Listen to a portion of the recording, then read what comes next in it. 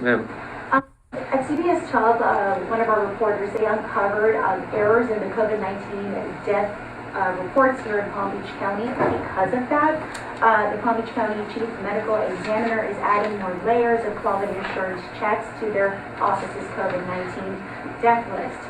Is there anything that you could comment about this issue? I also have some examples. Our reporter found that 8 people on the list were on the COVID-19 death list, but some of these people died from other reasons, like gunshot wounds to the head.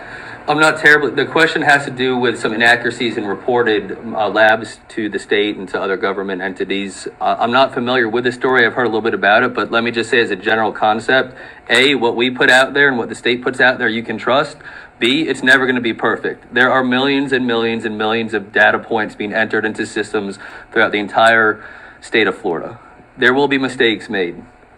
That's not an excuse of any kind, but trust me when I say that data is sound, and the data needs to be relied upon, because the data gives us the direction of which way our community is going.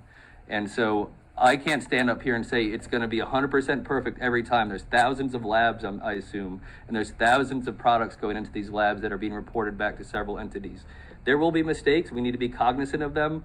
But certainly it's not as widespread as to affect the overall outlook and outcome of the data that we publish. Doc, did you have any other comments on the data? You answered it beautifully. Thank you. There is quality on both sides, our side and the medical examiners. I have full confidence in the medical examiner. She works very closely with us, and whenever we pick an error... Is there a way you could say that in front of me? Yeah. I'm sorry. Thank you, Doc. Okay. I have full confidence in the medical examiner. The medical examiner and I speak frequently. Our epi department and the medical examiner's office speak frequently. There are checks on both sides of the equation. Of course, there may be an error, but you have to understand that the process to make the determination on a death is very complex. And they go through great measures to make sure that they have it right.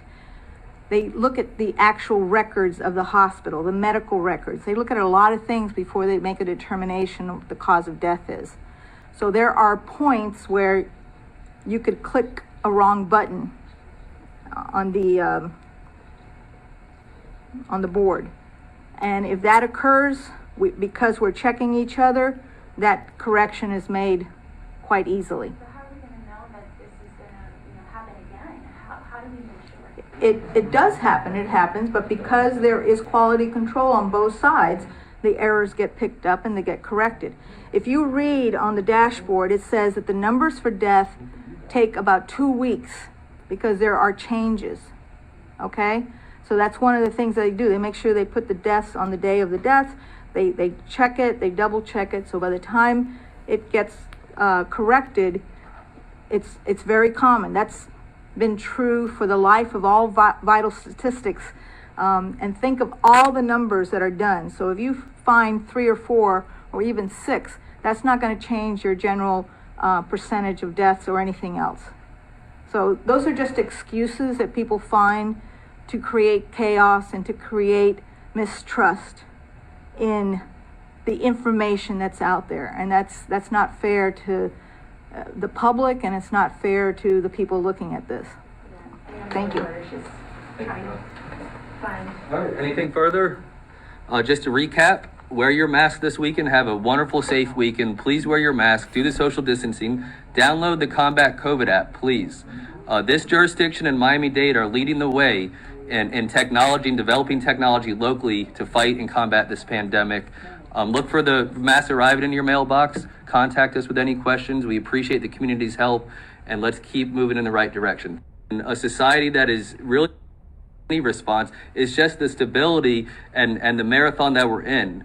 There is a skill of having to adapt in long-term situations to control your conduct and change your conduct, and that's taxing. We all know that is taxing, but this is it. We're doing it right now. We've been dynamic. Nothing ever goes perfectly, but we are in a place where we have the people's conduct, the government's assistance, and a society that is really looking forward to getting back to normal, that understands that getting back to normal means we have to really live this new normal right now. So I want stability in our conduct, and I want stability in our numbers, and the community wants that as well. Doctor, did you have anything to add to that?